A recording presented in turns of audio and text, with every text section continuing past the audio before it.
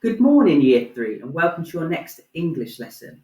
I've been very impressed with all the work I've seen from you so far, so keep it up. This week we're going to be talking about fiction and non-fiction books. But before we do that, I've written a sentence on the board that I'd like you to try and improve. We have done this a lot in class before.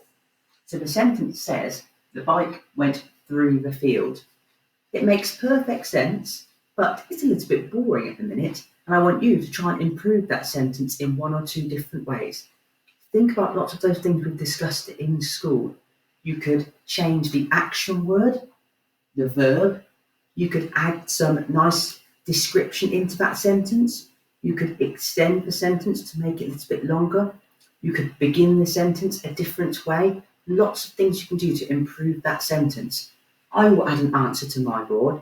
You pause the video and see if you can improve this sentence. You may want to write that sentence down. If you do write it down, remember to check that your writing is clear and it makes sense, and remember that punctuation.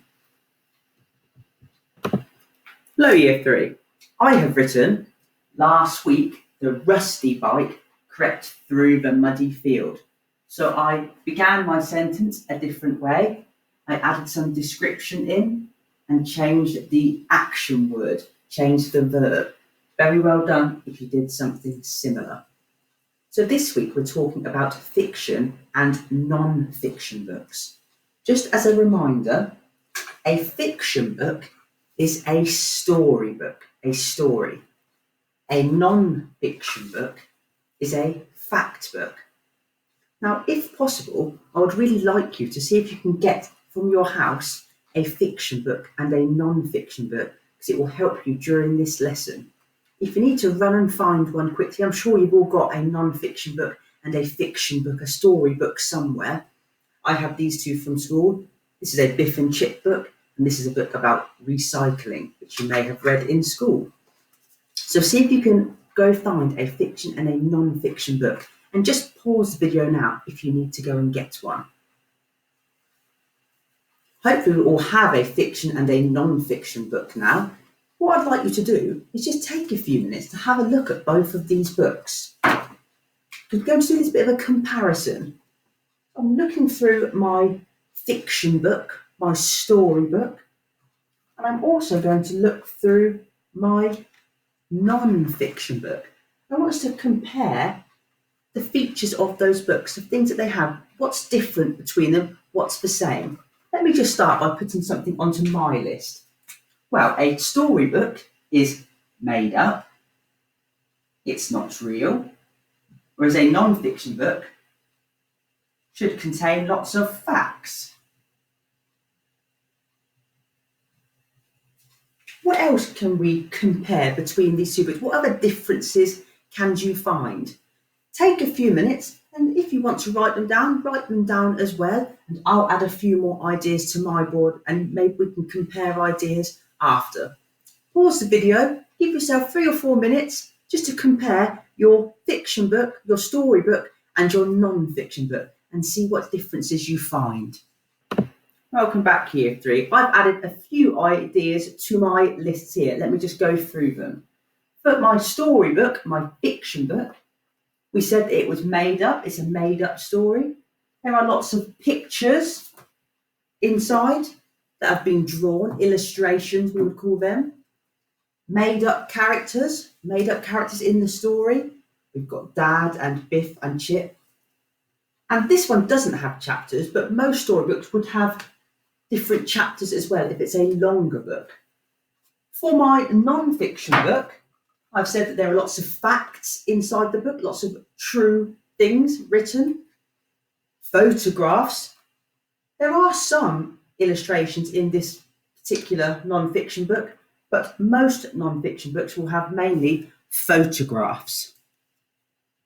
Well, there might be real people, and there will be a contents page at the start and an index page at the back. We used the index page in our humanities lesson yesterday. So just some differences between fiction books and non-fiction books. Your task for today There are a few different activities on this page. This is the page that I have attached. First of all, you just need to change these sentences into the past tense. When we were writing our newspaper article last week, we were writing in the past tense. You've got to change these two sentences to the past tense if you can. Then there are lots and lots of sentences here, and you have to colour the sentences that would be in a fiction book, a storybook, in red, and the sentences that would be in a non-fiction book in green. Let me pick one. The capital city of England is London. Would you find that in a storybook or a fact book? I'm sure you're all saying a fact book, so we would colour that sentence in green. And that will be your task. Once you have done that, you can try to write 3 facts from the non-fiction book that you have found. Can you write down 3 different facts? And as one final task, if you finish all of that, I've said you can write a fact box about any topic of your choice, but it must contain facts. I've written one here about football. I'll just read you mine. Football is a sport played between 2 teams. Each team has 11 players. Each team has 1 player who can use their hands. They are called the goalkeeper. So I've just written 3 or 4 sentences about my topic that I have chosen. You can choose any topic you like. Just write a small fact box about your topic. Well done for watching today. I look forward to seeing your work, Year 3. Remember to use Google Meet if you'd like to ask me any questions. Hopefully we can all do the colouring part and maybe get onto the fact box as well. Please remember to still keep reading at home as well. You can write in your reading record still, and you can show me or send me a picture of your reading record. And we might not be doing pluses the same way at the minute, but you may be able to still earn something else. So please do keep reading at home still. And if you have any problems reading any of the sentences or want to ask me any questions, remember, please keep coming on to Google Meet and send me that work after. Thank you, Year 3.